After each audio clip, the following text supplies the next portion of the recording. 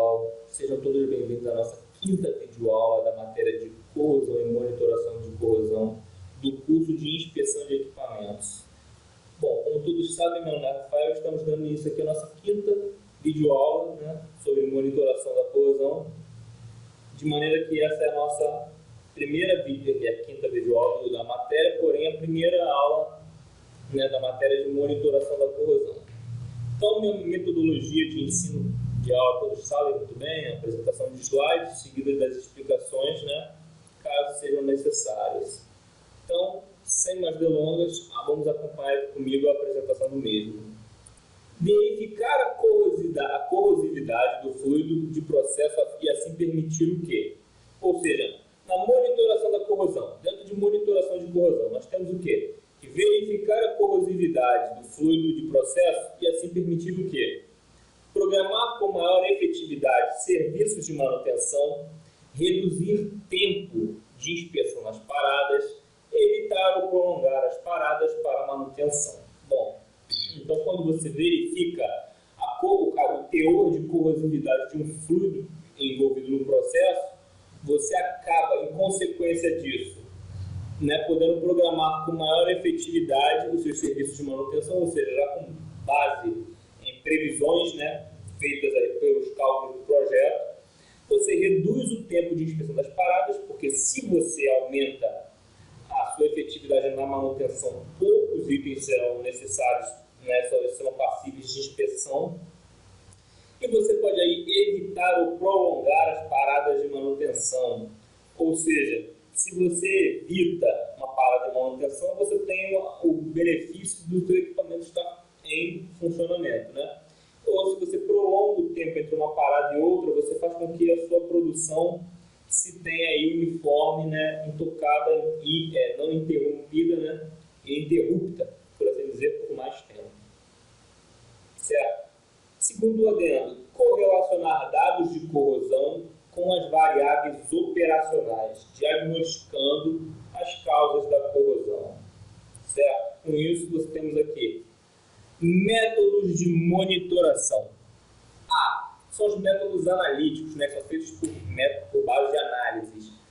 Temos aqui a análise química de fluidos e resíduos, né, tudo para verificar a corrosividade de um fluido de processo, né. Controle de pH, que é o potencial de hidrogênio, né, se ele é muito alcalino, se ele é muito ácido. Análise do teor de O2, que é o gás oxigênio, né, são dois átomos de oxigênio. E a análise do residual de inibidor, né, que são inibidores de corrosão que o fluido de processo costuma conter. Métodos não destrutivos, são os famosos ensaios não destrutivos, né, os ENDs. Você tem aí ultrassom, partículas magnéticas, emissão acústica, radiografia, correntes parasitas e líquido penetrante, né? Todos esses aí são os ensaios não destrutivos, um para a detecção de descontinuidades internas, como o ultrassom, a emissão acústica, a radiografia, e outros como partícula magnética, líquido penetrante, para verificação de descontinuidades, né, causadas pelo fluido de processo de forma externa, né, forma visível ao olho. Quais são os métodos de engenharia de corrosão? Certo? Ou seja, quais são os projetos gerados pela engenharia que servem de combate à ação da corrosão? Primeiro, técnicas eletroquímicas. Existe a polarização linear, certo? Que é você botar dois polos diferentes aí atuando em linha, né, um com o outro. O ruído eletroquímico. Temos aqui também a verificação do potencial de corrosão, a impedância eletroquímica, os provadores de hidrogênio, certo? E as técnicas não eletroquímicas, que são técnicas de perda de massa, que é você avaliar ali o seu cupom de massa, né? Você tem o valor do as-built, né, que é o valor do material completamente intacto, e o valor atual, e você vê aí a diferença de massa entre um e outro. E essa diferença que é o quê? A perda da massa. Resistência elétrica, nós sabemos que à medida em que nós perdemos massa metálica, a sua resistência elétrica também é comprometida.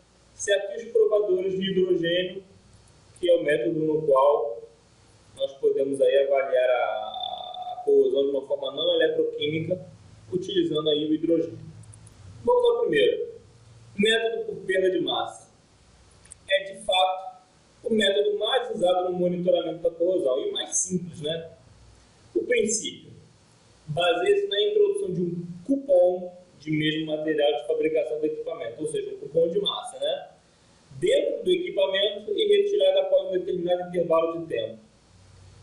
A taxa de corrosão é calculada através da perda de massa desse cupom, ou seja, esse cupom ele vai perder uma massa X, tal que esse valor que vai ser o indicado ali na perda de massa.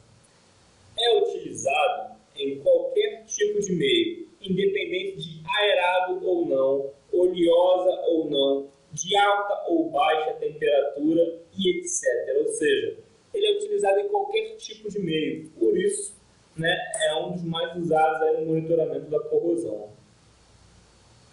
Mostra a forma de ataque da corrosão, ou seja, mostra duas formas, de forma uniforme, né, na peça como um todo, e de forma mais localizada ali, né, que é com um devido foco em alguns elementos, algum setor.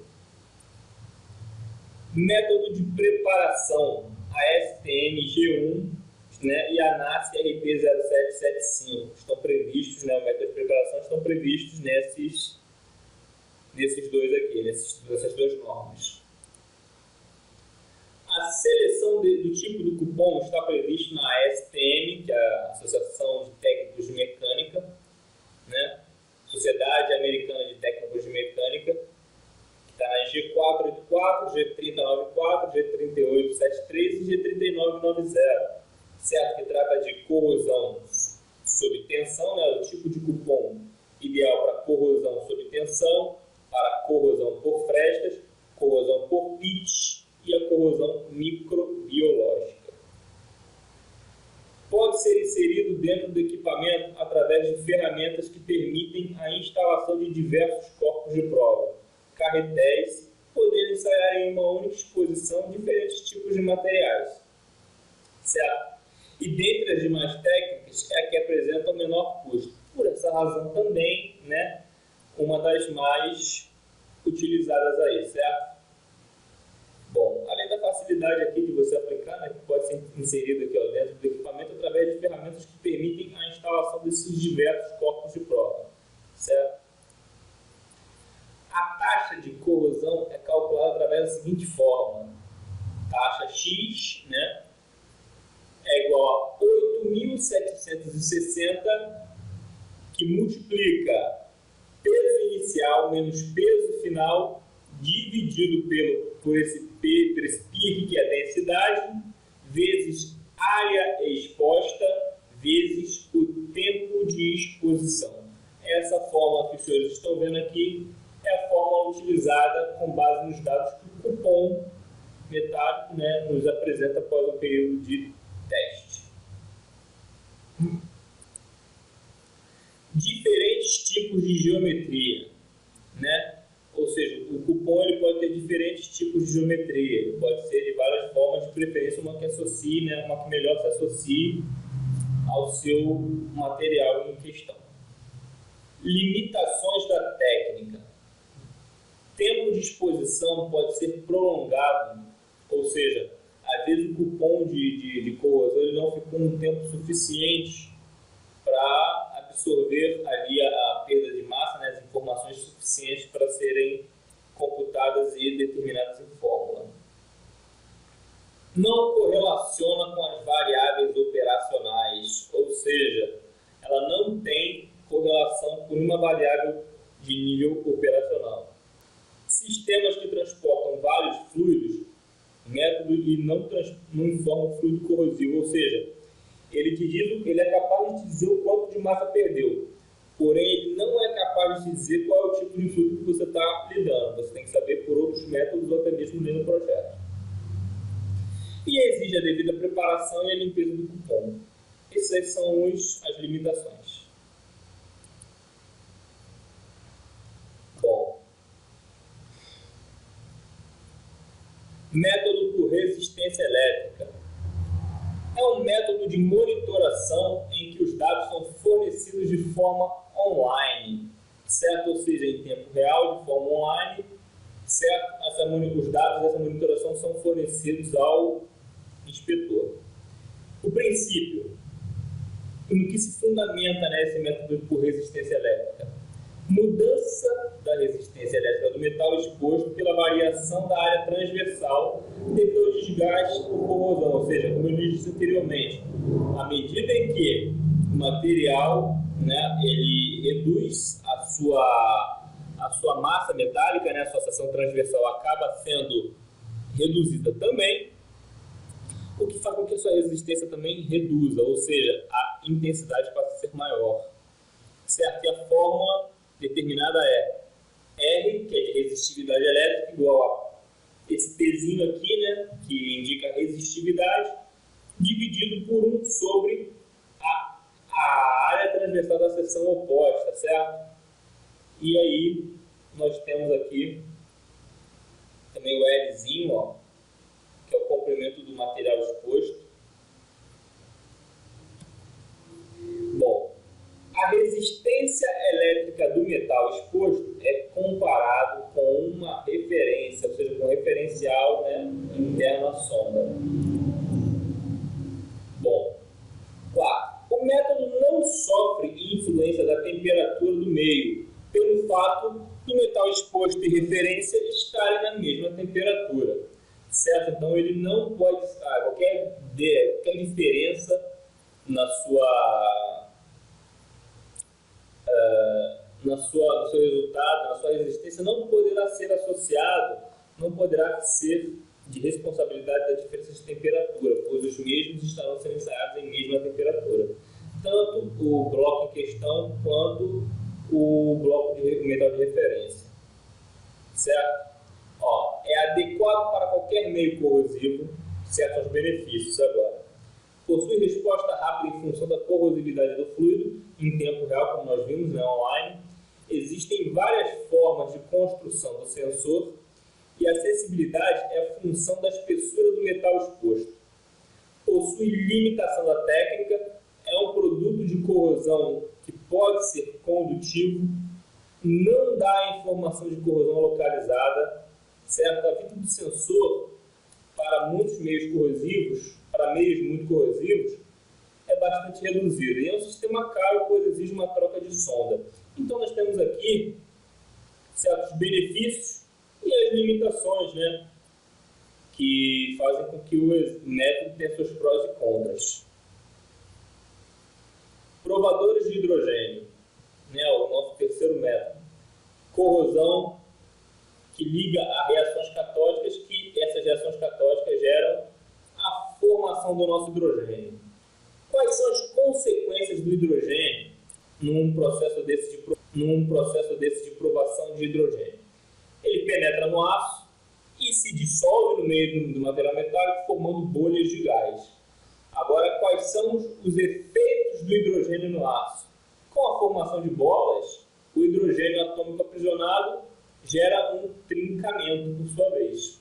Certo? Os tipos de provadores são 3. Pressão versus volume, o provador eletrolítico e o provador eletroquímico, né? O primeiro provador aqui, pressão e volume, é quando você tem aqui o quê?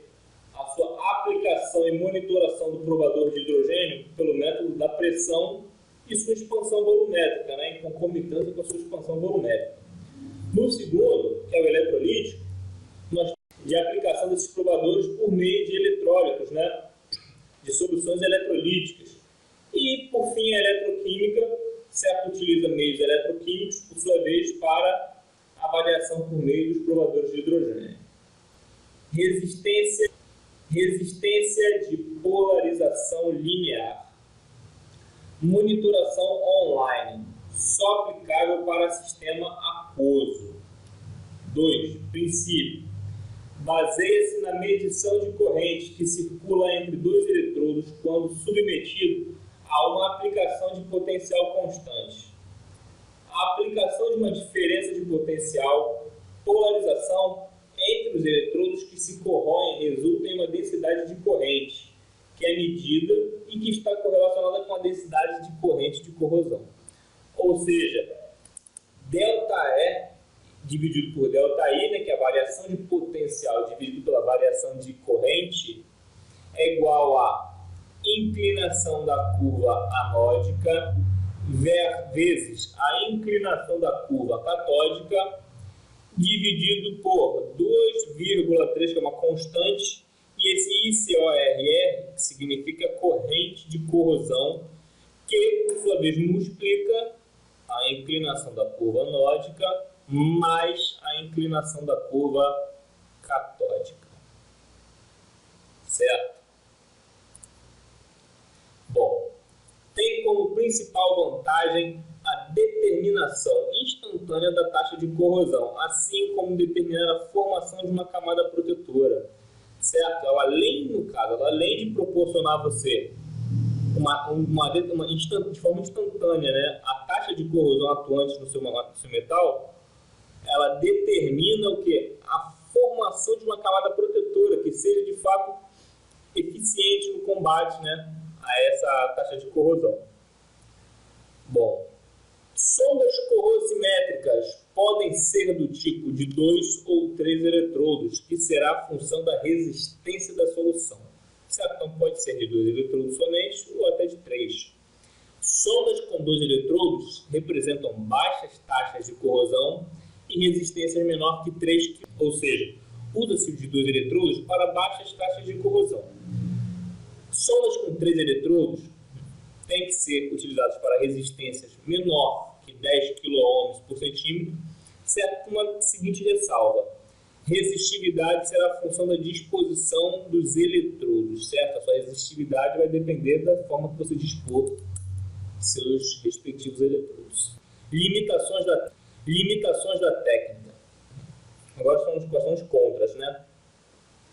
Condutividade do meio, determinação dos coeficientes angulares, diferença de potencial aplicada, formação de depósitos nos sensores, né, que são aquelas incrustações, mudança do estado superficial do probe exposto, e equipamentos possuem um fator interno constante, né, que é aquela curva, aquela inclinação da curva, né, anódica vezes a inclinação da curva catódica dividido por 2,3 vezes a inclinação da curva anódica mais a inclinação da curva catódica.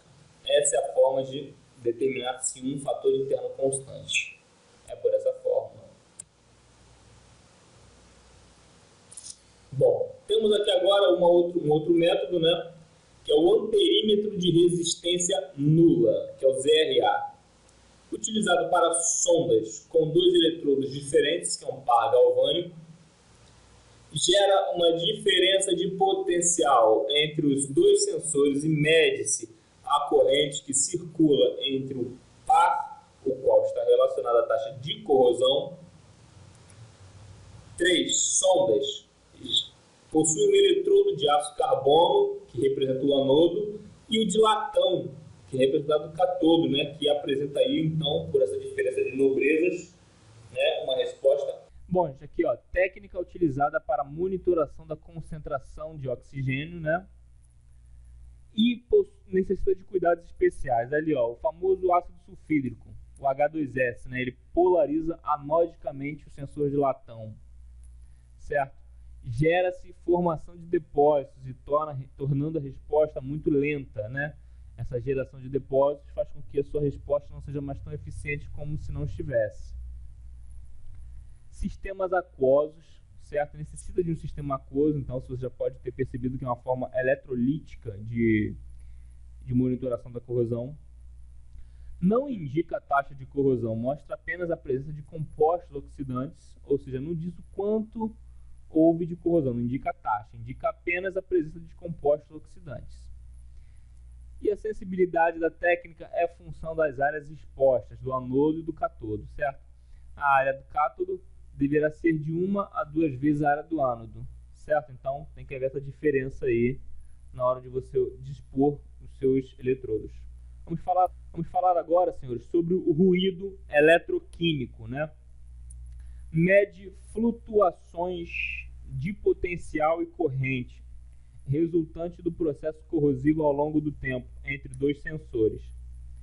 É importante conhecer as flutuações advindas de outros processos que não seja a corrosão, certo? Então ele mede aí as flutuações do potencial e da corrente resultante desse processo ao longo do tempo entre dois sensores, né, que são esses eletrodos, certo? Não é necessário a utilização de fonte, ou seja, não é necessário polarizar o sistema. Possui uma resposta muito rápida, certo? Através de uma técnica utilizada para detecção de fenômenos aleatórios. Detecta corrosão localizada, certo? Além do fato de que a técnica pode ser utilizada com controle de potencial e corrente, certo?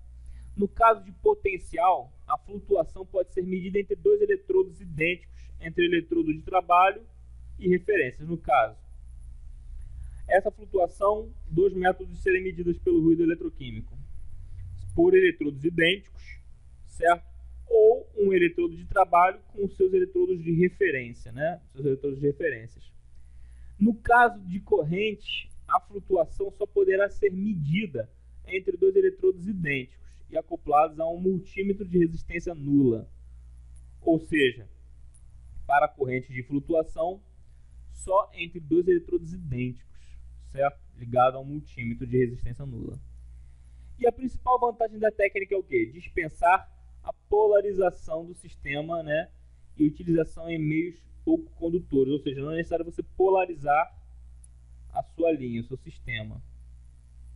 E dados aquisitados, né, para uma avaliação qualitativa, ou seja, os dados que você adquire, eles permitem que você faça uma avaliação de fato qualitativa das suas taxas de corrosão, certo?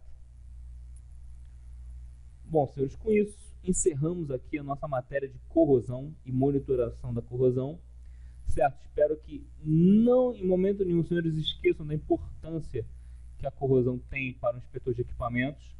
Deve ser tratada com a devida atenção, de maneira que qualquer dúvida, senhores, nunca é demais repetir. Procurem ver os vídeos 1, 2, 3, quantas vezes forem necessárias, certo? Procurem estudar a apostila, fazer da melhor forma possível a sua prova, seus questionários, certo? E estudem, pois boa parte do que tange a um inspetor de equipamentos trata-se de verificação de corrosão dos seus equipamentos. No mais, fiquem todos com Deus, até a próxima matéria.